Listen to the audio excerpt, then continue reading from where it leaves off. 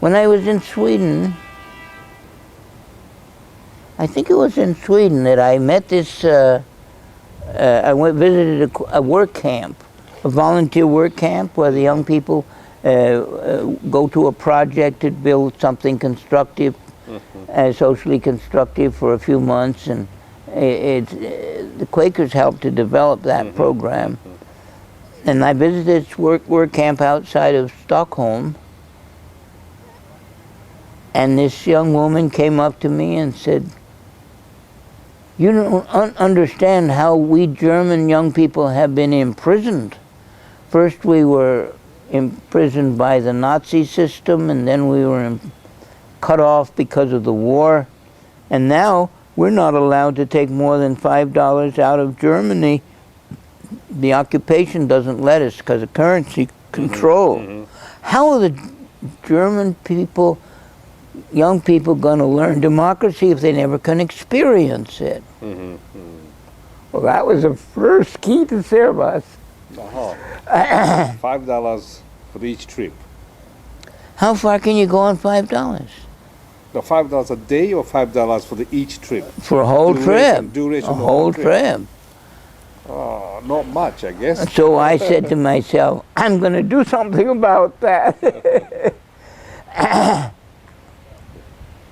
Another thing that happened to me along that time was a young man, American I met on a ferry across from Denmark to Sweden, who'd been in one of the foreign hospitality programs. I don't want to mention their name, give them a black eye, but I was pretty upset because he had stayed with a Swedish family that had told him how terrible the cooperative movement was and how terrible the government was and how terrible all the social progress movements were, because he was from a filthy rich family in Sweden, I guess.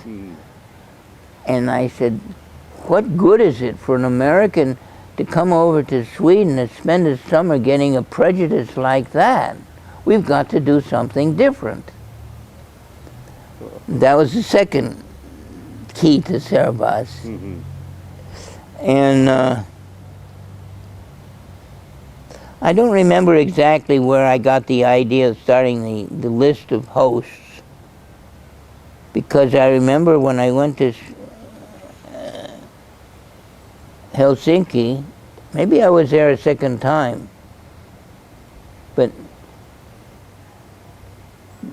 a foreigner to go and tell the people in the country they should open their doors to the people who were the Nazi soldiers who were just been invading them. It was insane. In fact, my Danish friends called me a fantast, a wild dreamer. Right. But I knew something they didn't know. I knew the peace movement, inside and out. I knew the War Resisters International, and I had the names of each of the headquarters of the War Resisters in each of the Scandinavian countries. I know the Fellowship of Reconciliation, which was the Christian pacifist group. I had their contacts. And then I found the Quaker contacts in each place. And then there's a movement called International Voluntary Service for Peace, or Service Civil International, also started by a Quaker. And they had the work camp programs for peace in all these different countries. So by going to the headquarters of these 3 organizations in each country, I had an open door. And I explained to them, we're going to make a list of posts for people from other countries to come and learn about social change and social improvement. And of course, the first time I got them together, it didn't go. I went back several times. But eventually, I got some committees going, especially in Denmark, that took off.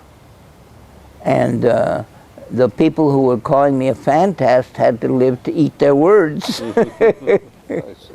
So the original idea for SERVAS was centered around Denmark then?